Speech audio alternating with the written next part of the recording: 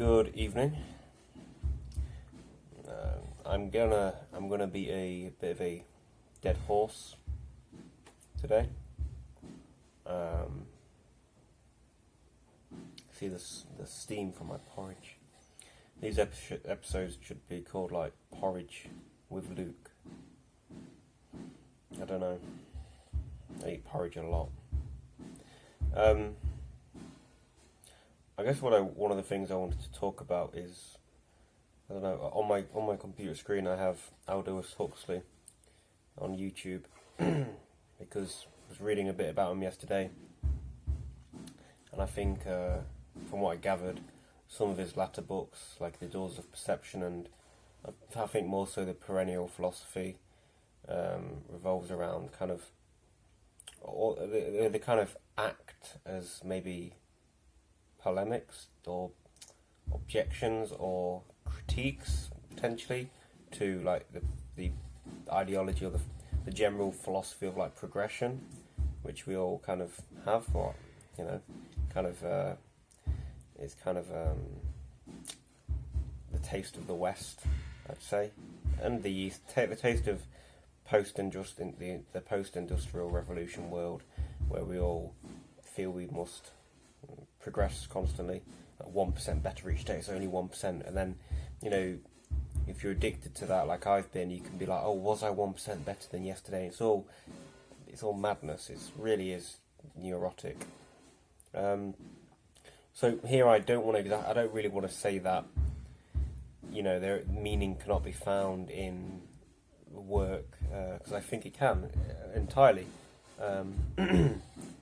What I'm more so saying is that when that work is accompanied by that tyranny of the should, that self-expectation of you should be doing it, etc., etc. Well, one, not only does it suck the joy out of it while you're doing it, and the reason of that, I believe, is because you feel you should be doing better, you should be practicing more, should be practicing harder. Even while you're practicing, let's say for guitar for example, when I'm practicing, I very rarely, it's not very often I actually really enjoy it, because I feel I should be better than I am, or I shouldn't be making this mistake, or I should be playing faster, etc., etc., etc. So I'm accompanied by self-expectation, which has the effect of making me not want to practice in the future. But the other side of it is that because I have this expectation, it makes me want to rebel and go, well, no, fuck it, I don't want to do that then. If I feel like I should be doing it and I feel compelled to do it, then I'm like shirking away from it. I'm like, no, fuck that then, I don't want to do it. And then I end up wasting time on YouTube and wasting time on YouTube, and feeling poorer, feeling worse at the end of the day. But then if I do follow it and I do shit, then I'm like, okay, yeah, I feel quite good, but there's still problem. There's that problem. The problem is still there, that I'm doing things through compulsion, and at the end of the day, I'm just like staying afloat, I'm getting cold. Pardon that. The mother just interrupted my super interesting vlog. I don't know what I was talking about. I do kind of remember, but I don't know where I left off, where I finished. Yeah, trying to recollect. I should have done this before I started recording. This is why these videos will never go viral, well, it's not the reason, but it's one of the reasons why I won't grow, because I just splurge, stream of consciousness, and then lob it up onto YouTube.